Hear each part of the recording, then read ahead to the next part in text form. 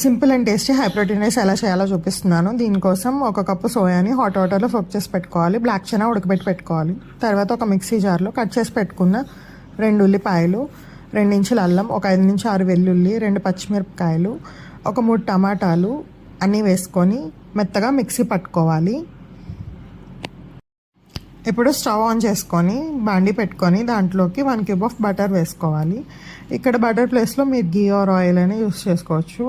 Butter కరిగిన తర్వాత దీంట్లోకి 1 ఇంచు దాల్చిన చెక్క, ఒక బిర్యానీ ఆకు, కొంచెం జీలకర్ర వేసుకొని మనం ఏదైతే పేస్ట్ రెడీ చేసి పెట్టుకున్నామో ఆ పేస్ట్ని వేసుకొని ఫ్రై చేసుకోవాలి. ఫ్రై అయ్యేటప్పుడు తగినంత ఉప్పు వేసుకొని ఫ్రై చేసుకోవాలి పచ్చివాసన పోయే వరకు.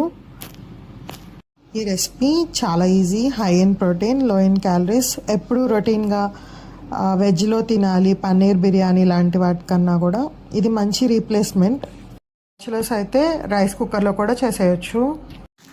కొంచెం ఫ్రై అయిన తర్వాత దీంట్లోకి తగినంత కారం కూడా వేసుకొని కారం పచ్చివాసన పోయే వరకు కలుపుకోవాలి.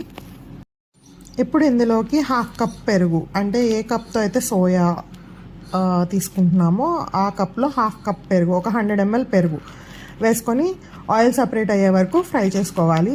తర్వాత దీంట్లోకి ఒక చెక్క నిమ్మబద్ద రసాన్ని కూడా వేసుకొని మొత్తం కలుపుకొని ఫ్రై అవనివ్వాలి. తర్వాత ఒక చిటికెడు పసుపు కూడా వేసుకొని ఫ్రై చేసుకోవాలి.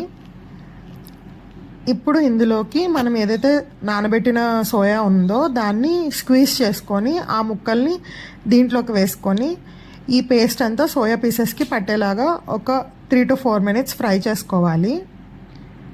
నేను ఇక్కడ 1 cup soya and 1 cup black chana వేసి మొత్తం ఫ్రై చేసుకుంటున్నాను. సో మీ క్వాంటిటీకి తగ్గట్టుగా ఎక్కువ తక్కువ చేసుకోవచ్చు.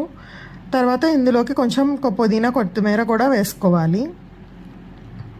మొత్తం కలుపుకొని ఫ్రై చేసుకోవాలి. తర్వాత దీంట్లోకి 1 స్పూన్ ధనియాల పొడి, 1/2 స్పూన్ జీలకర్ర పొడి, 1/2 స్పూన్ బిర్యానీ మసాలా పొడి వేసుకోవాలి. వేసుకొని ముక్కలకి బాగా పట్టేలాగా కలుపుకొని ఒక 2 to 3 minutes లిడ్ క్లోజ్ చేసేసి ఆ మసాలా అనేది ముక్కలకి పట్టేటట్టుగా పెట్టుకోవాలి. తర్వాత దీంట్లోకి నేను 2:1 రేషియోలో రైస్ వేసుకుంటున్నాను. అంటే 2 cups, 1 cup of soya and 1 cup of black చనాకి 1 కప్ ఆఫ్ రైస్ వేసుకున్నాను. రైస్ ప్లేస్లో మీరు కడిగి పెట్టుకున్న బియ్యం కూడా వేసుకొని దానికి తగ్గట్టుగా ఎసరు పోసుకొని కూడా వండుకోవచ్చు.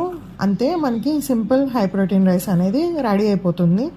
దీన్ని సింపుల్ రైతా అండ్ లెమన్తో తింటే చాలా బాగుంటుంది. I hope this video is informative. Thank you.